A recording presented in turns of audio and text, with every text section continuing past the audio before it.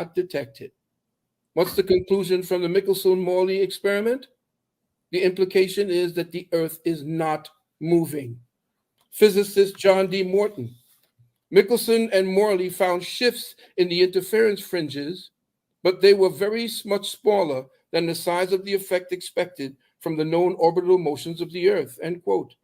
Physicist Douglas Giancola. This null result was one of the great puzzles of physics at the end of the 19th century. One possibility was that velocity would be zero and no fringe shift could be expected. But this implies that the Earth is somehow a preferred object. Only with respect to the Earth would the speed of light be c, as predicted by Maxwell's equation. This is tantamount to assuming that the Earth is the central body of the universe, end quote. By the way, Encyclopedia Britannica says of Einstein's early education that he showed little scholastic ability. That Britannica also says that at the age of 15, he was diagnosed with poor grades in history, geography, and languages. He left school without a diploma. Einstein himself wrote in school paper of his lack of imagination and practical ability. In 1895, Einstein failed to a simple entrance exam to an engineering school in Zurich. Then there's something called Foucault's pendulum, the way that they tried to get you to believe that the Earth was moving and somehow the pendulum was being affected by that movement. Astronomers used to hang pendulums from great ceilings to prove the spinning motion of the Earth, not accounting for the ball and socket joint that held that pendulum, which already facilitates a circular motion. If in fact the alleged constant motion of the Earth affected the pendulums in any way, then there should be no need to manually push start the pendulum into motion, which is that every time they tried that particular experiment, that's exactly what happened. In the Coriolis effect, there was a man by the name of Gaspard Gustave Coriolis. In the mid-19th century, he performed several experiments dealing with the effects of kinetic energy on rotating systems, which has become the mythologized proof of the heliocentric theory. This effect was said to cause sinks and toilet bowls in the northern hemisphere to drain spinning in one direction, while spinning in the opposite direction in the southern hemisphere. What really determines the direction in which your toilet flushes, enters, and leaves your sink or toilet are the shape of the bowl, the angle at which the water initially enters the bowl, and the force that pushes the water into the bowl. And lastly, ball earth and air travel. Here's another thing very quickly. If the Earth were truly a ball or a sphere, airplane pilots would have to constantly correct their altitudes nose down so as not to fly straight off into outer space. If the Earth were truly a sphere, curving 8 inches per mile squared, a pilot wishing to simply maintain their altitude at a typical cruising speed of 500 miles per hour would have to constantly dip their nose downward and descend 2,777 feet every minute of the flight time, yet if the nose is not adjusted for.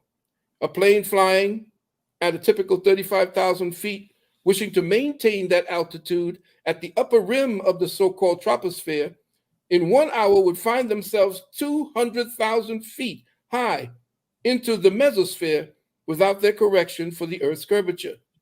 Without compensation for the curve, in 1 hour's time, the pilot would find himself 35.1 miles higher than expected.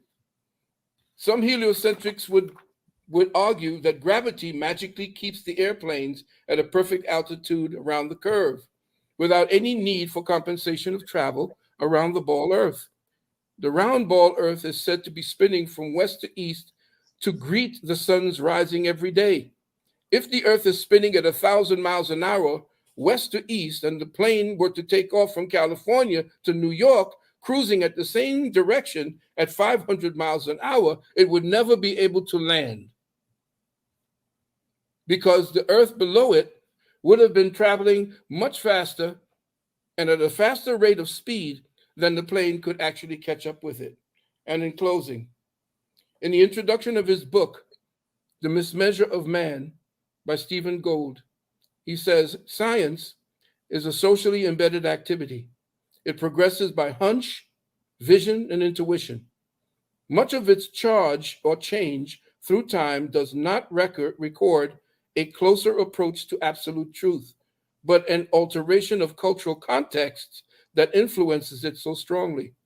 Facts are not pure and unstudied bits of information. Culture also influences what we see and how we see it. Theories, moreover, are not inexorable inductions from facts. The most creative theories are often imaginative visions imposed upon facts, and the source of imagination is also strongly cultural. With that, I will close it out and I will give you a 7 and 8 hour breakdown of the scientific principles of the flatted plane, not flat Earth. That's a misnomer. Flatted plane, and I hope that people who are out there will open their minds to understand that we have been living in a matrix and we've been duped up to this point. All right.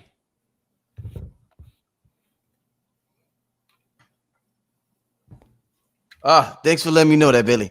It was amazing hearing both perspectives back to back. That hits different from reading something on the internet than hearing both perspectives back to back was amazing. And I'm glad that we can express that in a mature fashion and not hate each other like how we see on the internet. My love for you guys. You have to understand how I love you brothers and what you all are doing to advance the open mind of our people, you know? Indeed. Same here, man. Same here. Indeed. There's many paths to the light. I'm an interviewer and I talk to so many people with so many different ideas and perspectives. It's great to have two brothers come on the show and just express their ideas about reality at the same time. That's amazing. I love this. This is amazing. We're gonna continue. We're gonna go on to the next question because I know we're pressed with time. Billy, whenever you have to leave, I know you got a flight to catch. Whenever you have to leave, just let me know because we're gonna keep rolling. I got some great questions for y'all. But whenever you got to go, I'll try to hang out as long as I possibly can. Hang out as long as you can, Billy, because tonight we got almost 4,000 people in the room, man. Tonight is one of them nights, man. Yeah, I'm gonna try to hang out, man. Listen, hey, Billy, Dr. Valentine, moving on. One of the most important things for us as a global community moving forward is what we call food. What we eat, what we ingest. And as we all know, for lack of better words, our food supply is kind of fucked up right now. So it's like, even, you know, they say be vegan, but even if you're a vegan, there's so many tricks that they got for your vegan ass that it's all, you know, they'll catch you either way. Whether you That's why we recommend the Juice Plus. Yeah. But listen, that's why we recommend the Juice Plus. Hey, this is what I want to ask y'all now. So remember, the name of the show is Quantum Perspectives of God. We're thinking with a quantum mind now. So if we're talking about food, we know food isn't just about what we eat. Food can also be what we listen to, what we see on television. Food can be a lot, what we ingest and take on as light. So I want to ask you this. Let me show you a picture. Let me show you this picture real quick. Laboratory, they gave him water for a bath, and they would actually reweigh the water to make sure he wasn't drinking the bath water, right? Yeah. They would also make sure that the bath water wasn't disappearing other than what would normally be absorbed maybe a little bit by the skin. They didn't give him he didn't drink water either. They didn't give him any water to drink. They gave him no food. 3 months. 3 months this man is in this laboratory. People are watching him, monitoring him, multiple cameras everywhere. He's only allowed to gaze at the sun for a few hours a day. And according to him, he said, I can live for hundreds of years in this body since he became this breatharian. This man is literally living off of photons. Is it possible to digest frequencies and somehow get them to sustain the body? Scientifically, I believe it's possible, because what do cells need to keep the body going? They need energy. Yes. Right? That's what it is. So when you're eating food, the food then creates, it breaks down it's absorbed in through the cell wall, some of the nutrients, and those nutrients then give energy. Now, of course, there's various different nutrients, and so you would have to be able to balance all the hormones and nutrients. That would be very difficult to do. But in a future civilization with future technology or understanding, or maybe a more advanced way of consciousness, it could be possible that a person could absorb the frequencies of particular elements, and then the body would know how to convert that into what it needs to keep the mitochondria going, the power of the cell, the proper way to keep the body going. It's a hypothetical possibility, you know what I mean? So it's something that could happen. But after I seen Paralyzed Johnny, I believe anything can happen. Yeah, sure you're right. Sure you're right. The word you chose a beautiful word, Brother Rich. Quantum.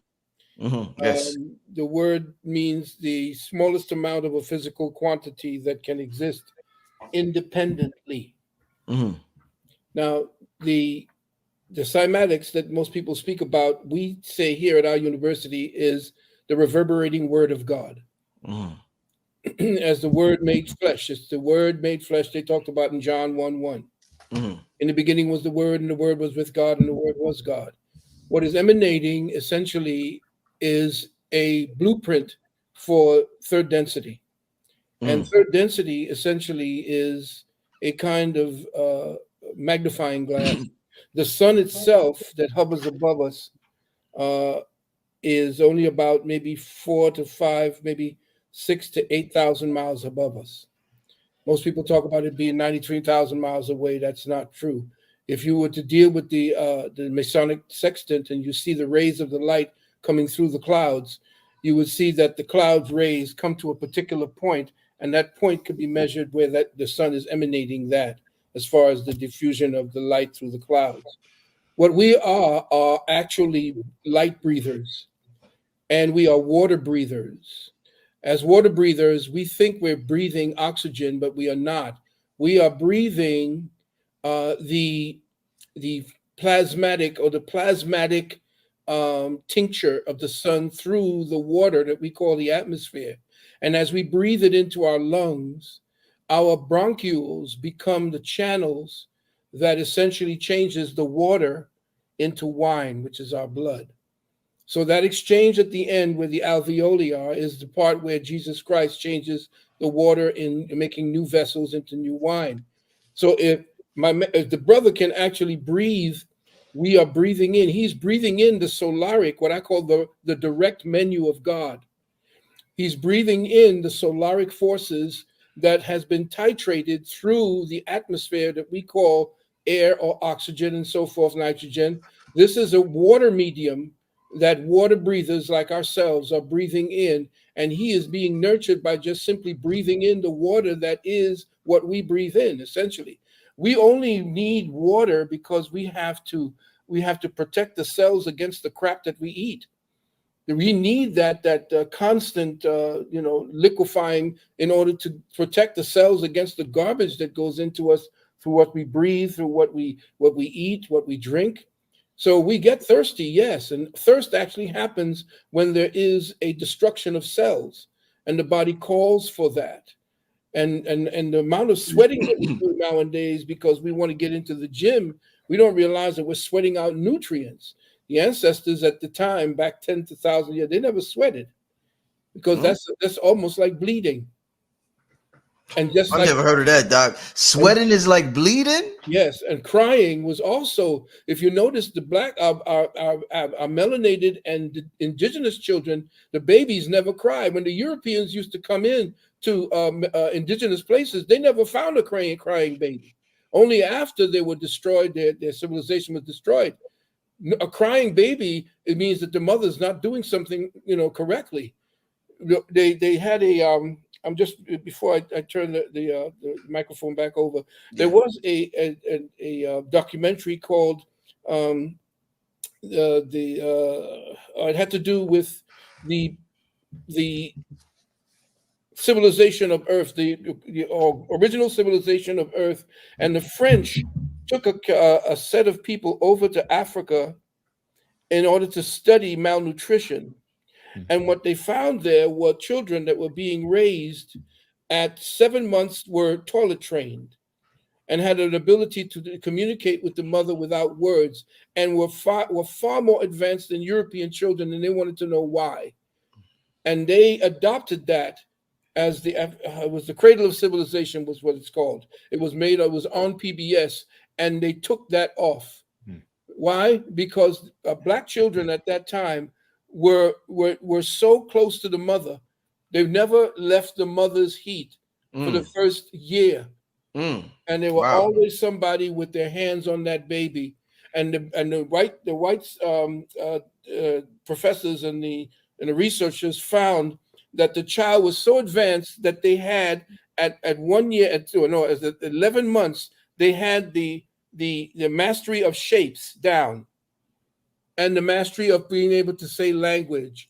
The whole thing about us is that we have left our fundamental humanity, and we've adopted the Europeans' way of dealing in a hostile environment, because every environment he came from, he came up in a refrigerator, we came up in an incubator, and his refrigerator mentality is what we've been adapting, which is why we suffer the way we do.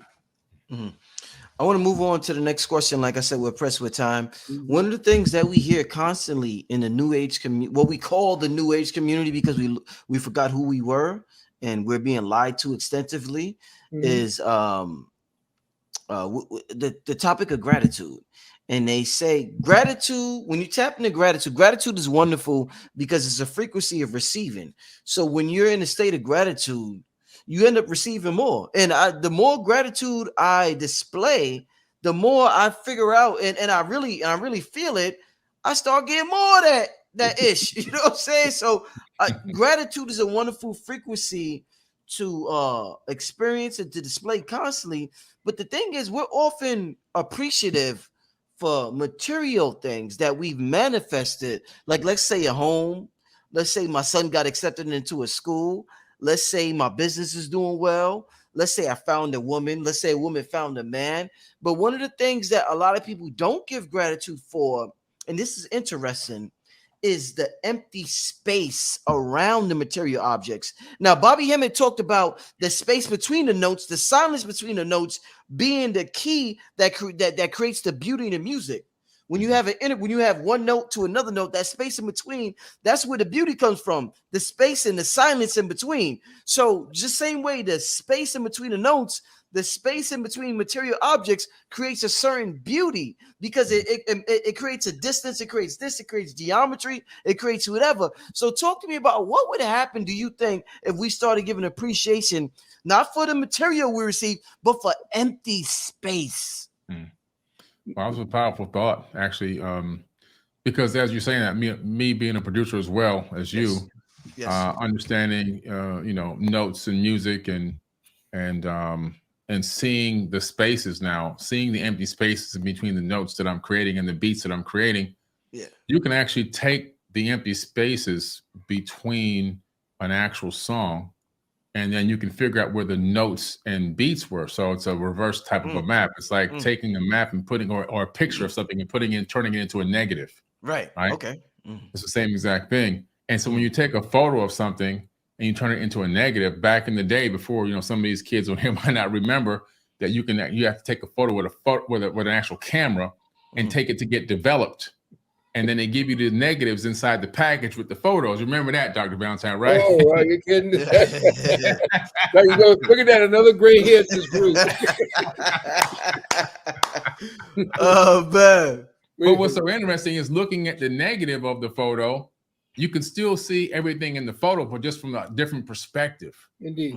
Indeed. And so that really, it's a great question you just asked, because I've actually never heard that question asked that way before. Thank you. That we're talking about looking at an incredible universe. We know that we have, what they're saying is dark matter and dark energy and everything else. These are the beauty of those empty spaces, which is creating everything that we see. But also, just even in the smaller things, even within this room, there's empty spaces. There's what appears to be spaces between things. Even when you decorate your home, you create space between things, and that space helps to define the beauty of what you're trying to create. So, appreciation, though, and being very appreciative and thankful is a powerful, powerful tool for manifesting. When you can get to the point where you actually are grateful and thankful and appreciative directly from the heart chakra, like really from the heart.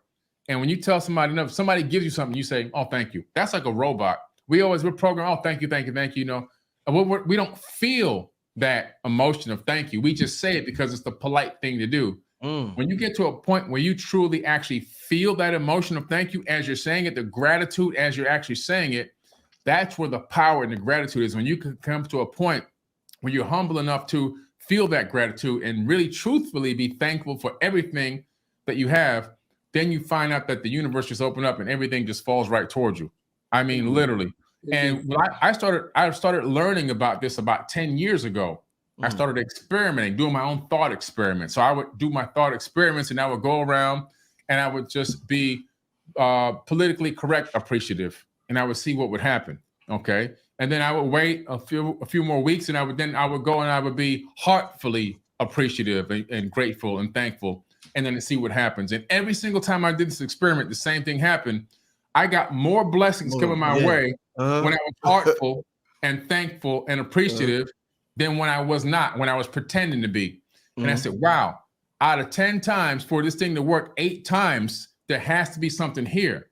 So there's something huge about this thing. And when you get into that mind state and you can make it a habit where you truthfully from the heart, being very thankful all the time to no matter what it is, to just your surroundings, the blessings that you have every single day, the fact that you're able to get up and walk around, if you're able to do that. Some people can't even do that, you know? If you have a bicycle, be grateful for that, because some people can't even get on a bike and ride it because they don't have legs. There's so many things to be grateful for down so many different levels. And so when I began to realize that, stop and smell the roses, right? And just give thanks for that. That's when I started to see this huge wave of just blessings just continuously to come my way. But the trick is you can't do it for the blessings. If you do it for the blessings, then that's the fake heart. That's the fake heart chakra. That's the dead one. That's the politically correct one. It has to be sincere. And when it's sincere, you will see the result manifest in your life. Fantastic. Wonderful. Absolutely. In our school family, we teach the space between thoughts. And what it is our thoughts get in the way because we're always dragging up the past. The thought is a mechanism of the past. There is no future thought unless it has been calculated and imagined from what you have experienced of the past. So all thoughts are nothing more than cataloging of experiences. And what we do is that we rely on our thoughts to maintain a sense of existence, of permanence. And our thoughts keep us actively indulged in ourselves. And we don't understand that these thoughts are suffused with pain, with anger, with frustration, with disappointment, with all types of hurt and different anguishes and jealousies and so forth. So every time we bring up thought as a means for pacifying or comforting ourselves, we've lost it. What we have to find within ourselves is that aspect or area of intelligence, because beyond thought is intelligence. In fact, the silence that is in between thoughts is where you find intelligence. When you can stop the thought process from interfering with your observer's observation of the silence, it is that space between the thoughts that it frees you from all of the different quirks that you have, all the symptoms of pain and so forth. So we teach at our university that the thought process becomes an internal dialogue that maintains our sense of beingness. But because we are trapped in the past, we always reference the future based upon the past. And there's an anxiety that grows. There's this type of desperation that grows because our thoughts keep us occupied. The thoughts need to be there. They exist. They're like our children. We have them connected to ourselves because our judgments maintain them. They're like children that don't grow up. They keep pulling at us. They keep tugging at us. And the emotions that go with the thought that was created at the time, say you had a bad breakup and the emotion at that time and the thoughts that happened at that time. You've connected an emotional signature to that moment. And every time that moment comes back, the emotion comes flooding back. And they want to live. They keep pulling at you, these thoughts. I want to live. But when you stop them, when you no longer give them the attention that they cry for, when you no longer hear them screaming like crickets in the night, you don't know where they are. You just know the crickets are out there because you can hear them. When you can no longer focus on them as the priority in your meditations, then that's when that space that you speak about opens up. And that is the direct area code to God. Amazing. Amazing. I'm loving it. I'm enjoying this conversation. Moving on to the next question. You know, they say technology emulates the technology that we use, the computer, the phone, all of this stuff emulates the technology that we have built inside of us. Mm-hmm. So I want people to understand spirituality, and maybe by describing it in a technological way, they can understand it better. Just like the whole concept of Wi-Fi and downloading. Everybody says, I got to download it. It helps everybody to understand how we communicate with that prime source or the quantum universe. So let's use technology real quick for a second. So they say an IP address, an IP address is a unique address that identifies a device on the internet or the local network. An IP address allows two devices, the sender and the recipient of the internet communication, to find and exchange info with each other. So if we're computers, biological computers, and we have IP addresses, how does my IP address from a technological way identify? Let's say my mother passed away. I want to communicate with her. How does my IP address identify or communicate with her IP address? Because she's on another network, but I can't see her, but I want to communicate with her. Well, it's pretty interesting. First of all, you know that definition of an IP address is pretty accurate as to what we are experiencing in the third dimension in this corporeal avatar body, in my personal opinion. And so, you know, when you look at the as above, so below from the ancient Kemetic principles, and you begin to realize something interesting, that we're experiencing in this life, in this avatar body, what the universe is doing as a whole. And what I mean by that is this. The universe itself is a giant mind, in my opinion, and we have a mind in our avatar body. And so we're just a fractal of the whole. We're a smaller picture of what really is going on. And so if you look at the human mind, it's encased in darkness. It doesn't know anything. It can't tell anything that's going on the outside, but it has friends: hearing, smell, sight, touch, right? All your sensory perception. And so the brain talks to its friends and say, hey, friends, I need to know what's going on out there. Please go out and collect me some information, collect me some data. So the friends go out, touch, smell, hearing, sight, and so forth. They go out and they collect data. Now, the friends themselves can't decipher the data. They're collecting the information, but they don't have the capability to discern it.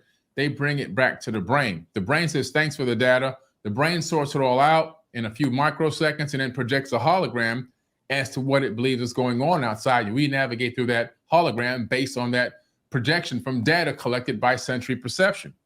Okay. And so, yeah, you look at this and you see, wow, well, what does that mean? Well, I believe that there's one radio station. If you look at the divine universal consciousness as a radio station in your neighborhood, it's broadcasting out multiple frequencies, multiple radio stations. I'm 99.1. That's my IP address. You're 99.2. Dr. Phil is 99.3, and so forth and so on. Consider those your IP addresses. You're able to pick up a dot number frequency coming from that radio station. Your avatar body is specifically tuned to pick up a particular portion of the frequency, giving us the illusion of individuality. When in true reality, there is no individual. We are all one, experiencing life subjectively from different perspectives, because we all are slightly tuned to a dot point number of a frequency that gives us the illusion of being separated. But separation is also an illusion. And so I believe that we are all the same entity walking in the flesh, trying to decipher what it's like to be Billy Carson, Dr. Phil Valentine, you, Richard, even a blade of grass, even a rock. And all of us you said two-way transmission on the IP address, are all collecting data like our 5 sensory perception is for the brain. We are the sensory perception in the avatar body. It's collecting data by living the life and then transmitting it back to a higher dimension, to your higher self. Your higher self is in a higher dimension. And so I believe that's the mode of communication that's going on, that we're literally on a data collection mission and we're transmitting it back to source. That's how I feel it's operating. Beautiful. Beautifully said. Beautifully said. The IP address in our university is the pineal, the epiphysis dorsi. Your IP address is your own individual epiphysis dorsi. It's your broadcast and receiver for higher consciousness vibrations. The communicating with your mother, for example, is not a energy that can be spoken into third density, because third density is an impediment. And what I mean is that we, as the avatars of God, are existing in a compression zone of 1,600 pounds per square inch. It's as if you were, for instance, to go down about 10 miles or 5 to 6 miles under the ocean, say in the trench, in the Pacific Trench. The pressure of what's above you is going to bear down. The water pressure is going to bear down on you based upon that. Well, as we as souls, spirits, came into this density that we see, this water density that we call our atmosphere, it is holding us together. But we did not communicate with the voice. The vocal part of us only became more sophisticated in for the last maybe 50,000 years. Our communication was pineal to pineal, brainwave frequency to brainwave frequency.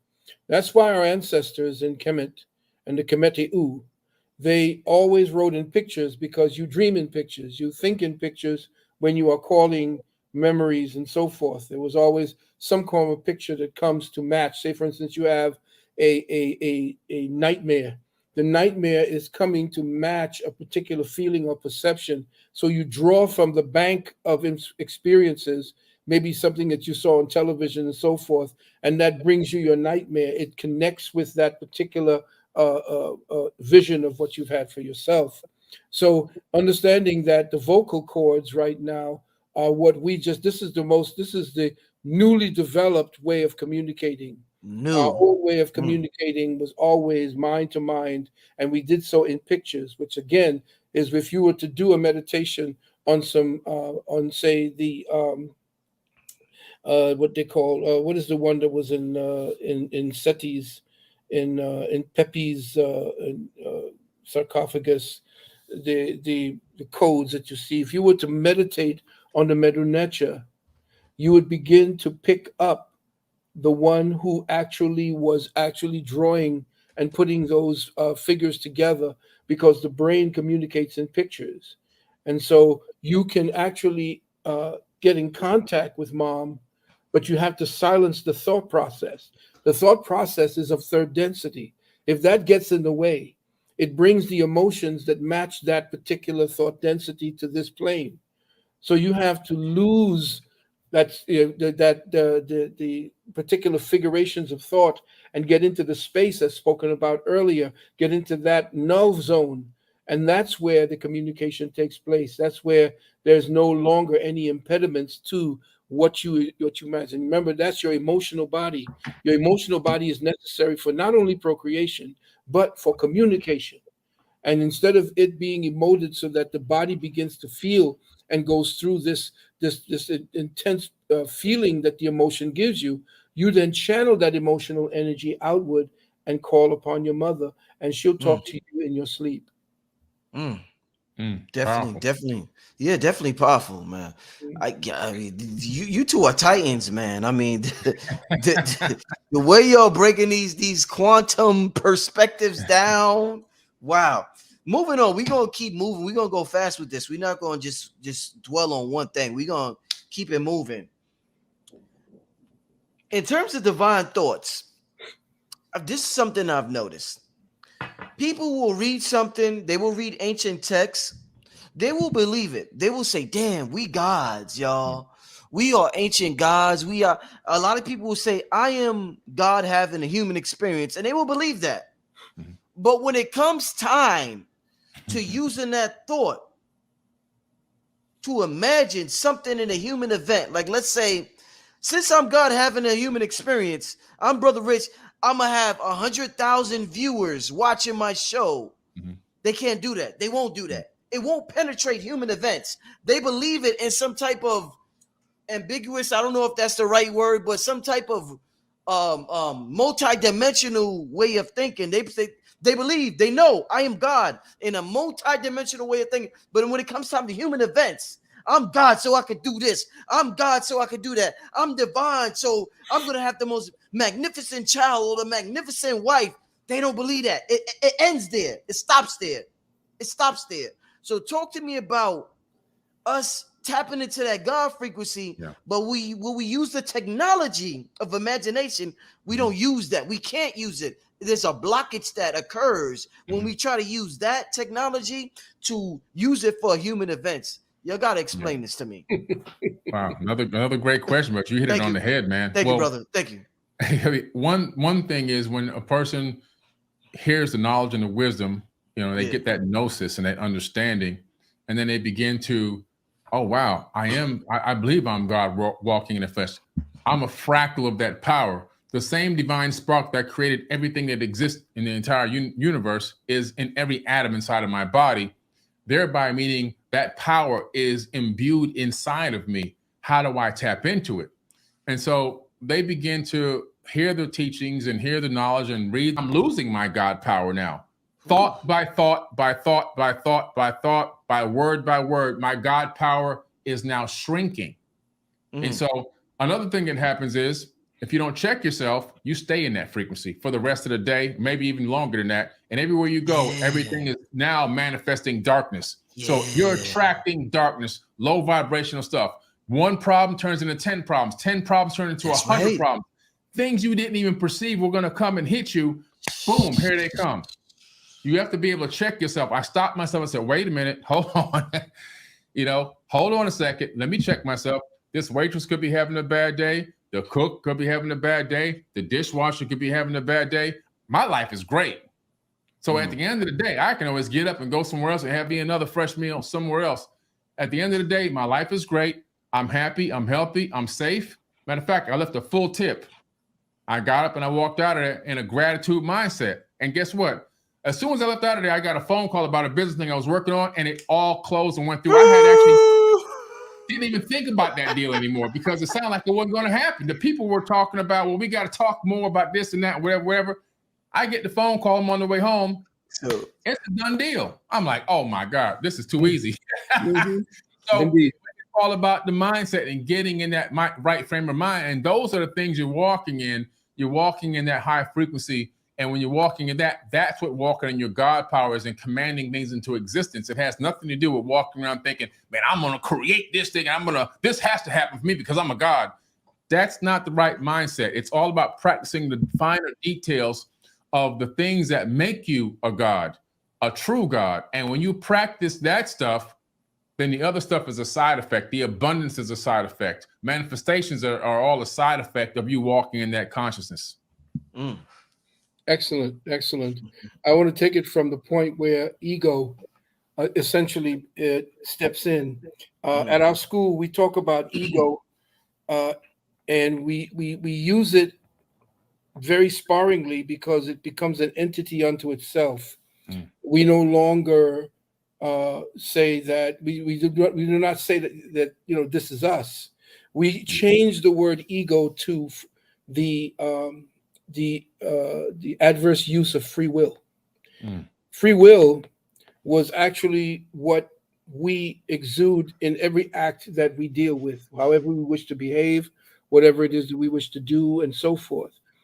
So what we say, instead of saying ego so that it becomes almost like a curse or something that you're afflicted with like a virus, we say that when you examine yourself and you begin to understand how you're thinking and how you apply your free will, to the behavior patterns that you are dealing with at this point. Like you said at the restaurant, you did an excellent job by seeing, instead of you yelling and screaming, what you did was you took into consideration that they were trying to take your power, that your Mhm. power was being etched away from you, and you could almost feel it like a lack, the way alcohol takes away your discernment and so forth. Mhm. So what you did was essentially, instead of your free will, because you had the will to choose and yell and scream and so forth, you took that moment to use your free will towards making that point an empowering point. What did you find out about yourself? That you're greater than any moment that could attack you. You're greater than any moment that you feel could subsume that power that you know you exist, and you did not commit. That moment was trying to be your kryptonite. Yeah. Mm. That's For real. exact. Yeah. It was trying Yeah. to be your kryptonite, but then you Yeah. said no, because whatever that is not stronger than I am. Mm. You Oh see. man. So what Powerful. you are dealing with at this particular time is, how do you exercise free will so that you free yourself from whatever will challenge you? Mm-hmm. Mm. You see? I like that. I'm, Mhm. Yeah. I'm glad, Dr. Valentine. I'm not just, and I want the people to understand this. I'm not just here talking to get views. I'm learning as I'm asking questions, and that's the reasons why I come with the questions that I ask, is to learn. Great questions, by the way. Thank you, Yeah. thank you, thank you, Phenomenal. thank you. Phenomenal. I want to say this before I ask the next one. Mhm. I just learned from that question I asked. I'm gonna tell you something. I believe I got a test. You talked to Dr. Valentine about getting tested, and I don't think I passed the other day. I'm not gonna say what it was, but I kind of didn't pass. So I'm gonna use Billy example. Billy, I'm gonna learn from you. Mm. And next time I get presented with something like that, I'm gonna redirect my perspective and my outlook on it, and I'm gonna try to pass it, and I look at it from an ego perspective.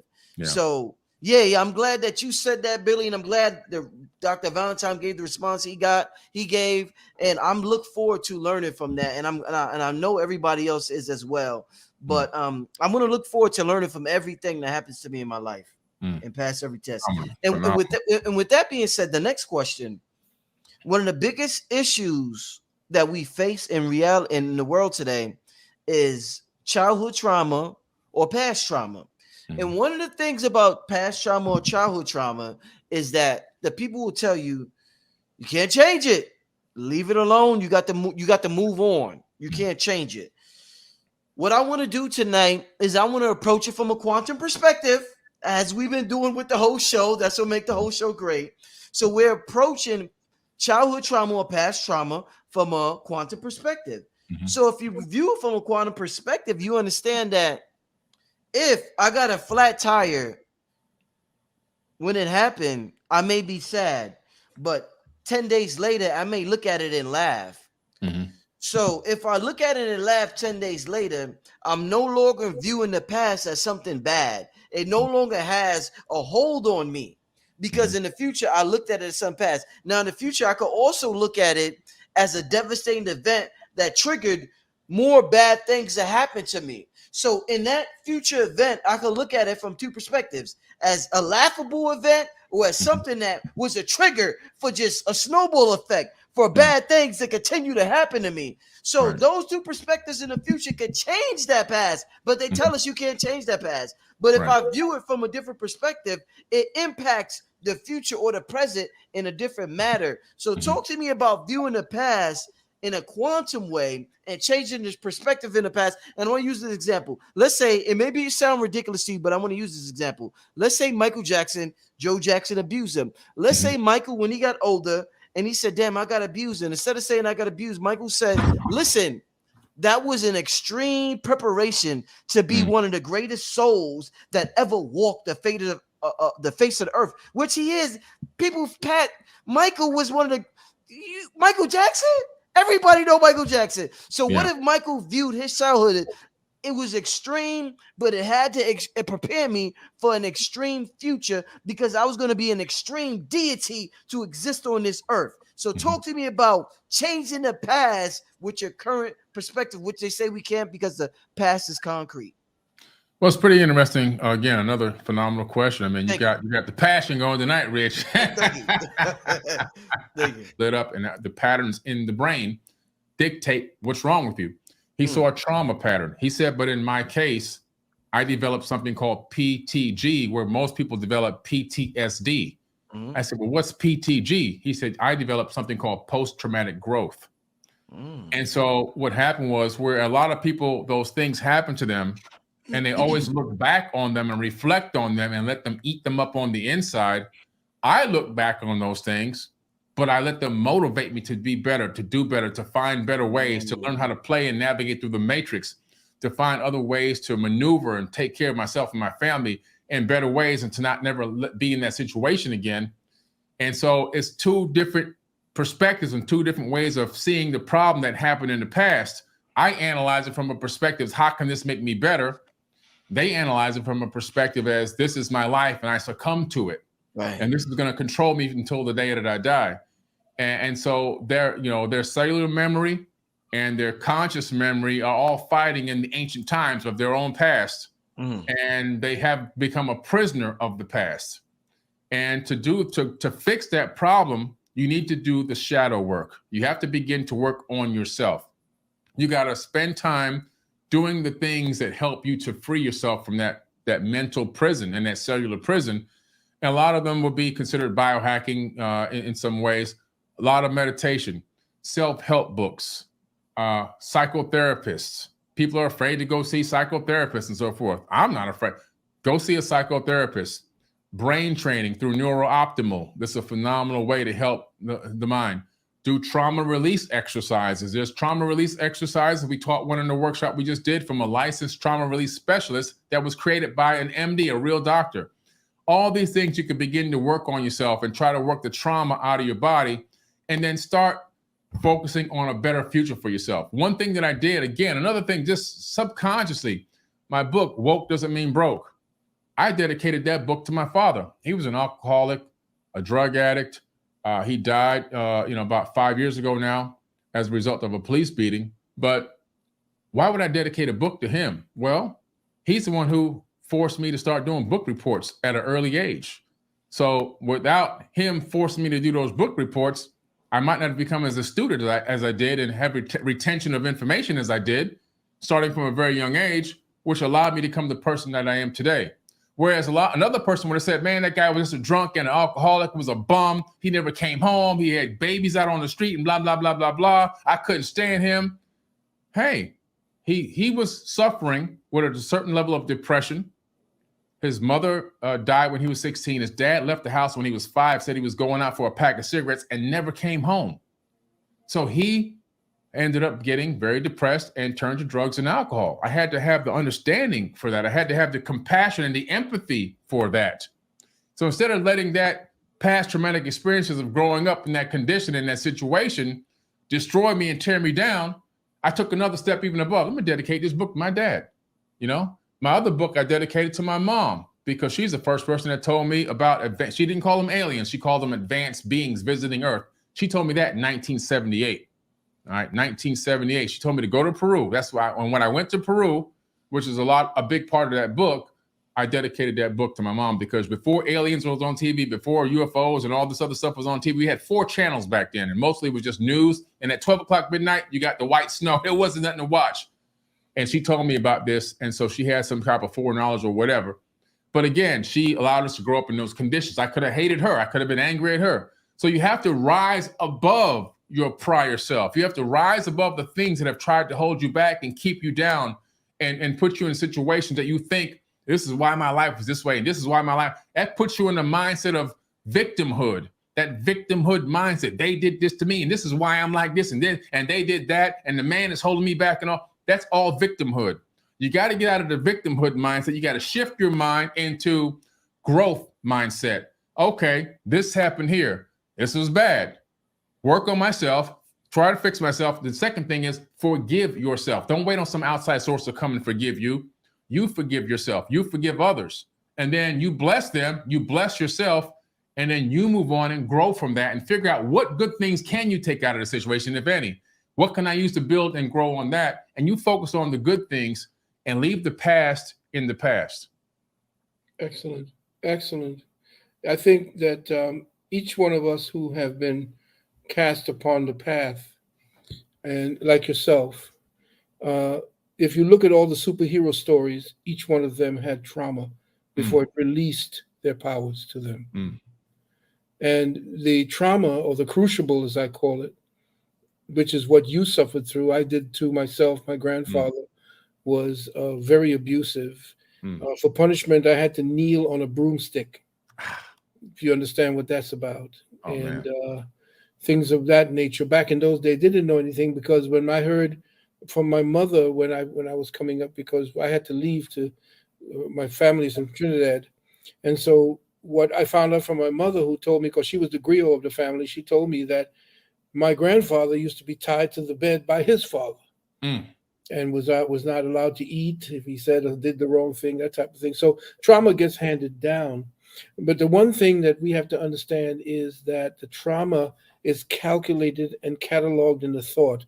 That trauma is either a crucible that releases the superhero or creates the supervillain. And we have to choose at that point the higher part of ourselves, because 9 times out of 10, when we signed that contract to come back into the avatar, so that we become the feedback mechanism to God itself, so that God knows essentially itself through our feedback, which is through our emotional feedback, that relay system that we've become to that intelligence that's above us. When we are feeding back our experiences, we have a choice, and that's the thing that the Most High doesn't have. The Most High has to stay the Most High. But when the Most High becomes us, we deal with choices. And those experiences that we beam back to the Most High is based upon what it is we choose to become when the crucible hits us. Your crucible made you who you are, Billy. And Billy, I look at you and I look at your eyes, focus into your eyes, and you'll see that you have what is known as the lower sampaku. It means that the sclera beneath your eyes, beneath your pupils, are white underneath. That's the sign of a sage. Wow. Because what is happening is your so-called third eye, which we call the first eye, is pulling the dual eyes up towards the pyramid is there in your forehead, and the 2 eyes are the base of the pyramid. And so you see things from a very high spiritual perspective. You are destined to be that, you see. And so when we learn that thought is the calculus for what we become, and when we learn that our thoughts carry the pain, when we understand and understand that when those thoughts become our what we call our petty tyrant, the petty tyrant that's spoken about in Don Juan, that petty tyrant whips the hell out of us, beats us down, but then it either crushes that coal into a diamond, or it crushes it into the powder, and you essentially become this diffused serial killer, or somebody who's blaming everybody else for your trauma. You see.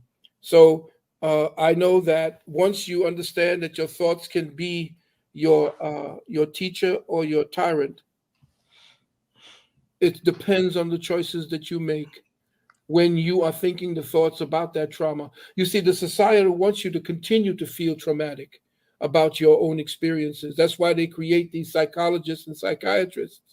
They want to hear more about it. Keep bringing your pain out.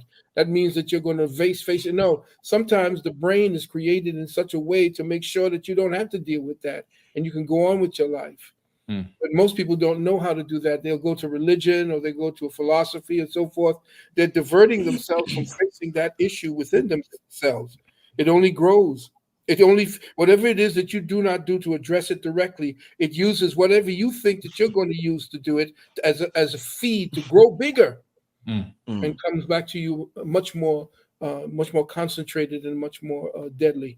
So I recommend, and first of all, I commend you too for all of what have you've done and what have you've accomplished in holding on to the minds and hearts of people who trust you. That's the thing that you all have Yeah. created within your whole sphere of influence, trust. And you have to Indeed.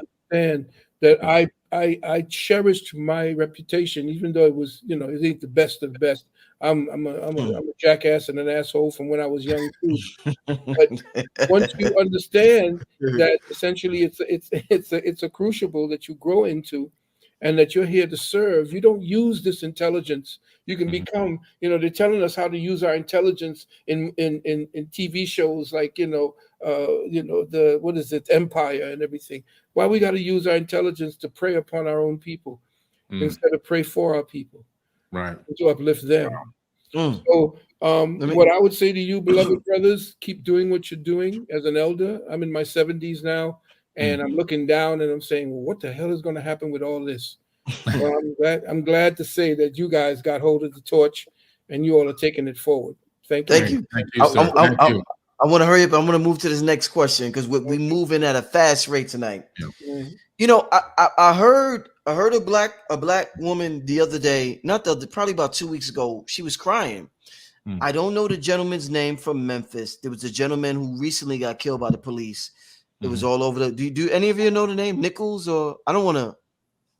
By the four black cops, by the four. I don't want to mispronounce his name, dude. Tyree Nichols, something like that. I think. Yeah, I apologize for not knowing his name and mentioning him, but yeah. So she was crying about the situation, and she was saying, "God, why does God like?"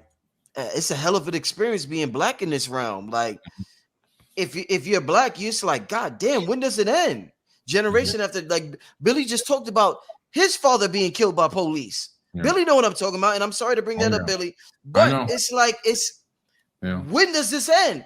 So I was thinking I was trying to think from a quantum perspective and not from a reactionary, angry perspective, and I had the thought.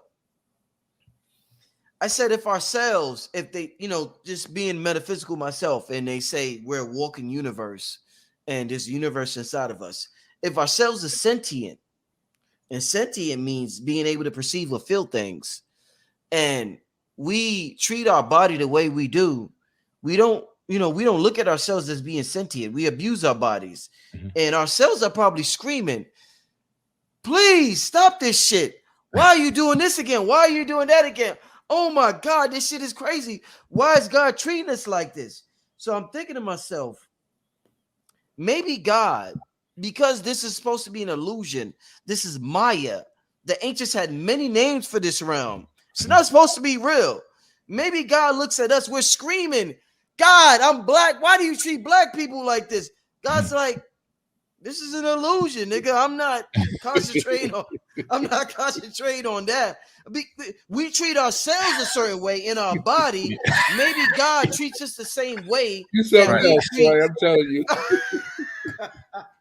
So God turned and said, this is an illusion, nigga. What you crying for? Talk to me about God treating us the same way we treat ourselves. I'll answer this one, then I gotta gracefully bow out. Yes, sir. So it's too funny. There's an old parable in the Bible, and I'm an expert on this Bible. I read everything. I probably read that book over 100 times. But there's a parable in the Bible where Jesus is out talking to his disciples, and a few other people had locally gathered by him. And there's some old structures a few feet away, kind of across the street, and some women are walking by. It's a very windy and gusty day. As they're walking by these dilapidated structures, the wind is blowing. Some stones from the top of this building fall and crush the women while they're walking by.